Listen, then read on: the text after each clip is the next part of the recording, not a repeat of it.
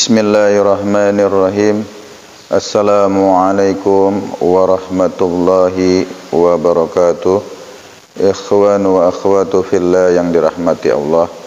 Bersyukur kita kepada Allah, alhamdulillah pada hari ini, di hari yang penuh berkah, kita masih terus diberikan kesempatan untuk thalabul ilmi, menuntut ilmu agama dalam rangka takarub, dalam rangka mendekatkan diri kepada Allah, agar kita bisa kembali kepada Allah dalam keadaan bahagia. Itu tentu menjadi dambaan dan harapan orang-orang yang beriman, orang-orang yang soleh, yang senantiasa menjaga ketaatan kepada Allah Subhanahu wa ta'ala.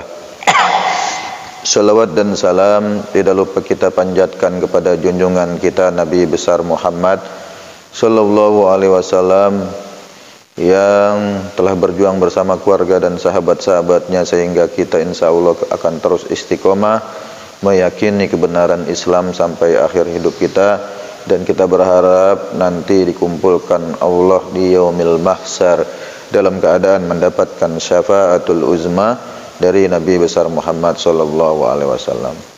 Ikhwan wa akhwatu fillah yang dirahmati Allah, tak terasa kita sudah masuk pada hari ke-23 Ramadan. Tentu kurang lebih 6 atau 7 hari kita akan menyelesaikan ibadah puasa di bulan suci Ramadan. Bagi orang-orang yang beriman tentu akan sedih ketika Ramadan meninggalkan kita, karena mereka merindukan bulan yang penuh ampunan, rahmat, bulan yang memberikan peluang kepada orang-orang yang banyak berdosa untuk bertobat kepada Allah, menebus dosa-dosanya di masa lalu. Oke, kita masuk pada materi.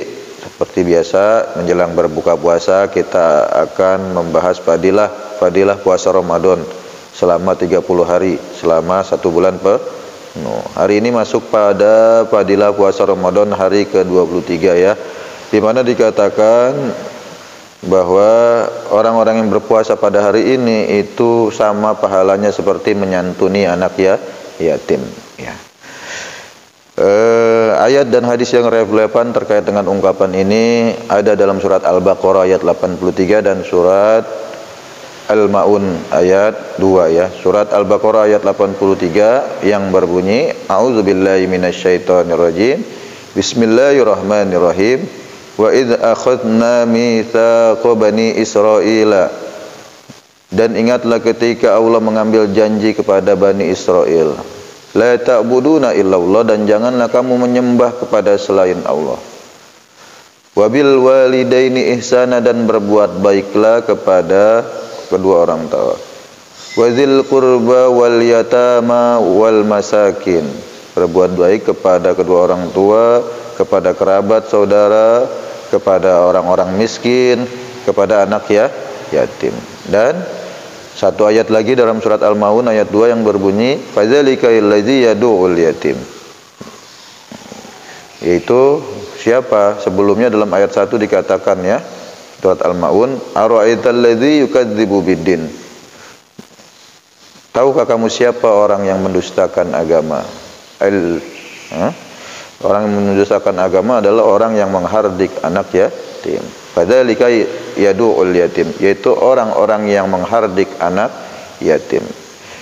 Dua ayat ini sudah menjadi gambaran bentuk yang jelas secara tidak langsung eksplisit bahwa ajaran Islam sangat-sangat memerintahkan kita untuk menghormati anak yatim, bahkan memberi makan, bahkan ngajak tinggal bareng di rumah kita, nyekolahin, terus apalagi ngasih makan, ngasih baju, ngasih fasilitas-fasilitas yang dibutuhkan, sampai dia kemudian bisa hidup mandiri, bisa mencari nafkah sendiri. Ikhwan wa akhwatu fillah yang dirahmati Allah, luar biasa pahalanya puasa di bulan suci Ramadan ya.